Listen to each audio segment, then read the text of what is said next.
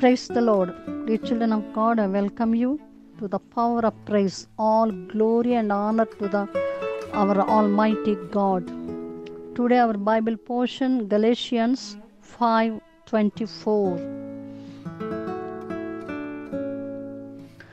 Those who belong to Christ Jesus have crucified the sinful nature with its passions and desires. అపోస్తలుడైన పౌలు గలతీయులకు రాసిన పత్రిక 23-24 వచనాల్లో మనం చూసినట్లయితే, ఇట్టి వాటికి విరోధమైన నియమం ఏదీ లేదు. క్రీస్తు యేసు సంబంధులు శరీరమును దాని ఇచ్చలతోనూ దురాశలతోనూ సిలువ వేసి ఉన్నారు. సో మనం నిన్నటి దినాన్ని మనము ఆత్మఫలం గురించి మనము పరిశుద్ధాత్ముడు మనలో ఉన్నప్పుడు ఆయన తన యొక్క క్రియలు మనలో నుండి బయటకు ఆయన ప్రత్యక్షపరచుకుంటారు. ఎలాగా ప్రేమ, సంతోషము, సమాధానము, దీర్ఘశాంతము, దయాళత్వము, మంచితనము, విశ్వాసము, సాత్వికము, ఆశా నిగ్రహము. సో ఇట్టి వాటికి విరోధమైన నియమము అంటే లా అంటూ ఏమీ లేదు. కానీ క్రీస్తు యేసు సంబంధులు శరీరమును దాని ఇచ్చలతోనూ దురాశలతోనూ సిలువ వేసి ఉన్నారు. దాని ఇచ్చలతోనూ దాని యొక్క క్రీస్తు యేసు సంబంధులు అంటే ప్రతి ఒక్కరికి కూడా కోరికలు అనేవి ప్రతి ఒక్కరికి ఉంటాయి. ప్రతి మానవుడికి కూడా కోరికలు అనేవి, ఇష్టాలు అనేవి ఉంటాయి. అయితే దేవుని బిడ్డలు అన్నీ చేయతగినవి కావు. సో అంచేత దేవుని బిడ్డలు ఏం చేస్తూ ఉంటారు అంటే, ఎప్పుడైతే క్రీస్తు యేసు సంబంధులు లేదా పరిశుద్ధాత్మను కలిగిన వారు చేసే పని ఏంటి అంటే, శరీర సంబంధమైనవి, శరీరమైన కోరికలు, శరీరము కొన్ని దురాశల చేత ఏర్చబడుతూ ఉంటుంది, ఇచ్చలతో ఉంటుంది, రకరకాల కోరికలు కలిగి ఉంటుంది. అయితే క్రీస్తు యేసు సంబంధులు పరిశుద్ధాత్మను కలిగిన వారు ఏం చేస్తారంటే, వాళ్ళ శరీరమును దాని ఇచ్చలతోనూ దురాశలతోనూ సిలువ వేసి ఉన్నారు.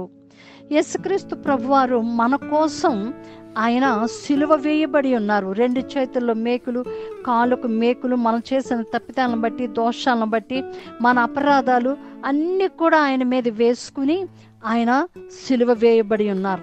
ఇప్పుడు క్రీస్తు యేసు సంబంధులు కూడా ఏం చేస్తూ ఉంటారు అంటే, వారి యొక్క శరీరమును సిలువకు వేసేస్తారంట. అంటే వారికి ఉన్న ఇష్టాలు, వారికి ఉన్న కోరికలు, శరీరం పలానా పని చేద్దాం, పలానా చేద్దాం అంటది. వాళ్ళ కళ్ళు ఒకటి చెప్తూ ఉంటాయి, వాళ్ళ మనసు ఒకటి చెప్తూ ఉంటుంది, నోరు ఒకటి చెప్తూ ఉంటుంది, హృదయం ఒకటి చెప్తూ ఉంటుంది.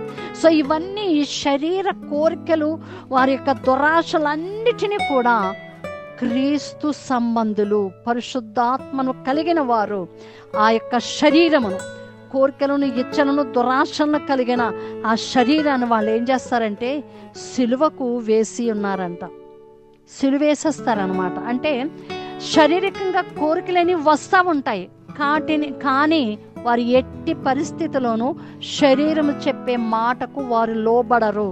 ఎందుకంటే వారిలో ఉన్న వారు పరిశుద్ధాత్ముడు, వారు క్రీస్తు సంబంధులు. కాబట్టి క్రీస్తు సంబంధులు దురాశలకు లోను కారు, క్రీస్తు సంబంధులు ఇచ్చలకు లోను కారు.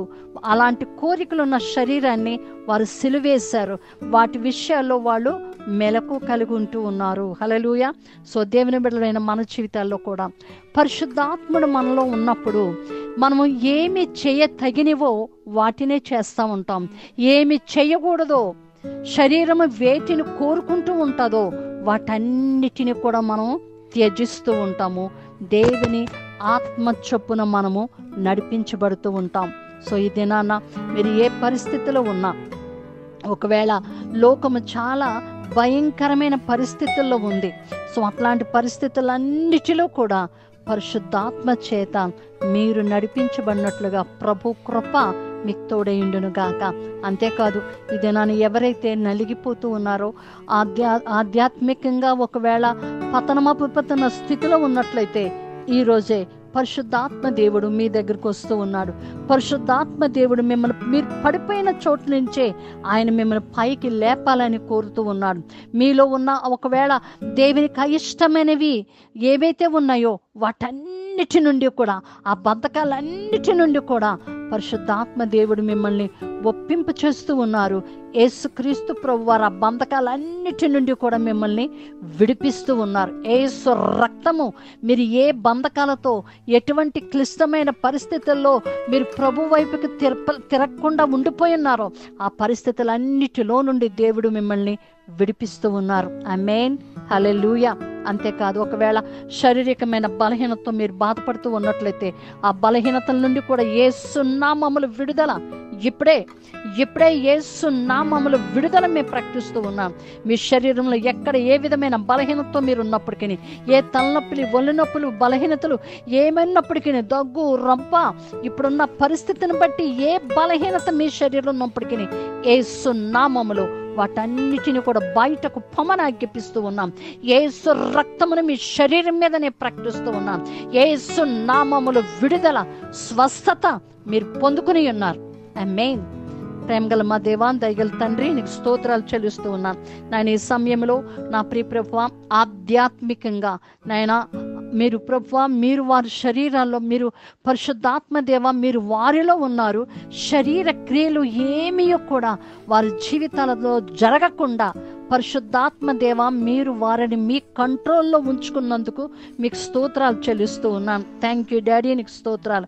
నాయన ఇంకా ఎవరెవరైతే ప్రభువా నాయన ఏ బలహీనతతో బాధపడుతూ ఉన్నారో, ఎట్టి శ్రమలో ఉన్నారో, ఎట్టి క్లిష్టమైన పరిస్థితిలో ఉన్నారో, నాయన ఆదరించి వారు లేక, ప్రేమ లేక నలిగిపోతూ ఉన్నారో, నాయన అట్టి బిడ్డల దగ్గరికి మీరు వెళ్ళారు ప్రభువా. మీరు ఆదరిస్తూ ఉన్నారు. మీ ప్రేమను వారిలో ప్రభువా మీరు చూపిస్తూ ఉన్నారు. మీ కృపను, మీ దయను వారి పట్ల మీరు చూపిస్తూ ఉన్నారు. నేను వారు పోగొట్టుకున్న వాటన్నిటినీ తిరిగి ప్రభువా పరిశుద్ధాత్మ దేవ మీ ద్వారా వారు పొందుకున్నట్లుగా మీ కృపతో వారు నింపుచున్నందుకు మీకు మా నిండు కృతజ్ఞత, స్తుతి, స్తోత్రాలు చెల్లిస్తూ ఉన్నాం. ఎవరెవరైతే హ్యాపీ బర్త్డేస్, వెడ్డింగ్ యానివర్సరీ చేసుకుంటారో వారి జీవితాల్లో కూడా నాయన వారు ఆత్మ ఫలమును కలిగిన వారిగా ఉండి, పరిశుద్ధాత్మను కలిగి ఉండి, శరీరేచ్ఛలను నెరవేర్చక మీ కంట్రోల్లో వారు ఉండునట్లుగా మీ ఆత్మ బలముతో వారిని అభిషేకించినందుకు స్తుతులు చెల్లిస్తూ యేసు శ్రేష్టమైన నామమున ప్రార్థించి పొంది ఉన్నాము తండ్రి. Amen, amen. God bless you. పరిశుద్ధాత్మను మీలో ఉన్నారు. శరీర క్రియలు మీరు చేయకుండా దేవుని ఆత్మ చేత మీరు నడిపించబడినట్లుగా దేవుని బలమైన అభిషేకము మీ మీదకు దిగి ఉన్నది. ఆమేన్. God bless you. మీరు సబ్స్క్రైబ్ చేయడం, షేర్ చేయడం మర్చిపోవద్దు. God bless you. God be with you. మీ ప్రియ సహోదరి షారోన్ సువార్తరాజు. షాలోమ్.